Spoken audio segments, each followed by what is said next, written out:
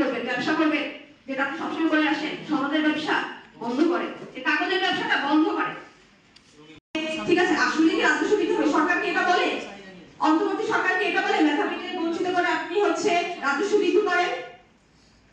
এখানে একটু দেখবেন যে ওনারা 19তম নিয়ে 700, ইংরেজি শাসক 90 জন, অথচ রাষ্ট্রের যারা নীতি নির্ধারক রয়েছে তারা এই বিষয়ে যথাযথ ব্যবস্থা গ্রহণ করবেন বলে আমরা আশা রাখি। বিপুল সংখ্যক প্রার্থীকে সুপারিশ বঞ্চিত করে তাদের এই সিদ্ধান্তকে আমরা তীব্রভাবে প্রত্যাখ্যান করছি। নতুন নিয়োগ পরীক্ষার মাধ্যমে আবারও কোটি কোটি টাকা অর্থ লোভে হাজারো যোগ্য শিক্ষকের জীবনকে তারা বলি দিচ্ছে। সুপারিশ বঞ্চিত প্রার্থীদেরকে এনটিআরসি কর্তৃপক্ষ তাদের কিছু কথা বলে কটূক্তি করে যে তারা অযোগ্য, অদক্ষ, মানহীন।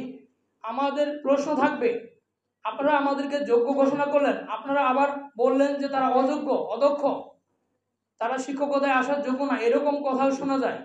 তবে আমরা মাননীয় শিক্ষা সচিব ম্যামের নিকট আশ্বস্ত হয়েছিলাম, তিনি আমাদেরকে বলেছিলেন আপনারা আমাদের সন্তানতুল্য, আমরা চাই আপনারা শিক্ষক হন। এটি রাষ্ট্রের খুব দ্রুত সময়ের মধ্যে যথাযথ সিদ্ধান্ত না নেওয়া হয় এবং আমাদেরকে যদি নিয়োগ না দেওয়া হয় বিশেষ গণবিজ্ঞপ্তির মাধ্যমে, আমরা এই 16,000 শিক্ষক কিন্তু বসে থাকবো না।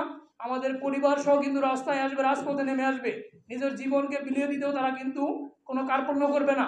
আমি আবারও মাননীয় শিক্ষা উপদেষ্টা, শিক্ষা সচিব ম্যাম, এনটিআরসি চেয়ারম্যান স্যার এবং শিক্ষা সংশ্লিষ্ট সকলের দৃষ্টি আকর্ষণ করছি যাতে আমাদের এ বিষয়ে যথাযথ ব্যবস্থা নেওয়া হয় এবং 16,213 জন যোগ্য প্রার্থীকে বিশেষ গণবিজ্ঞপ্তির মাধ্যমে সুপারিশ নিশ্চিত করা হয়। ধন্যবাদ সবাইকে। এ পর্যায়ে শেষ করার পর আরেকজন কথা বলবেন। তারুজ্জামান ভাই, আপনি যে বিষয়গুলো বলবেন, আপনি হ্যাঁ ওই যে যমুনা রায়ের কথাটা কিন্তু আমি বলি নাই, এই যে এটা বলবেন মুনিয়াত হাসান বাবু। হ্যাঁ, আপনি আপনার মতো বলবেন। আর কোনো বিষয় যদি আমার স্কিপ হয়ে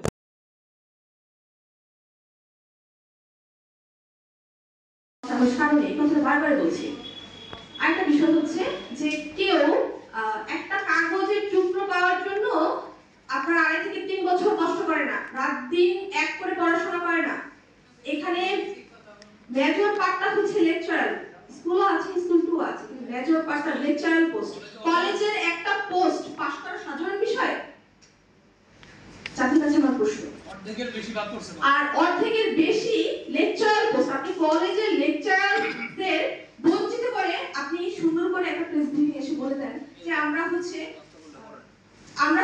যারা কম নাম্বার পেয়েছে তাদের আমরা নিয়োগ দিতে পারি, উনি কম দেখে আমরা নিয়োগ দেননি। এখন আপনারা প্রশ্ন করতে পারেন তাহলে আপনি টেকনিক্যাল আবেদন করতে পারেন, জেনারেলে কেন করলেন? যেহেতু টেকনিক্যালে আসন বেশি ছিল, এইখানেই ঝামেলা। এনটিআরসি কখনো বলে না যে কোন বিষয়ে কতগুলো শূন্যপদ আছে। তারা এসে বলে যে আমাদের 1 লক্ষের অধিক শূন্যপদ আছে, আমাদের 3 বছরের বকেয়া শূন্যপদ আছে। তাহলে আমাদের সাধারণ যারা প্রার্থী আছে, আমাদের তো 1 লক্ষ প্রিলিটের ভাইয়া পাস করে আমাদের চাকরি, তাই না? আমরা কি এখন আসন সংখ্যা খুঁজতে যাবো যে কত সাবজেক্ট আছে? আপনারা যদি বলে না দেন, আমরা একটা প্রশ্ন করেছিলাম স্যারকে যে স্যার আপনারা তো বলে দেন না যে টেকনিক্যালি কতগুলো পোস্ট, জেনারেল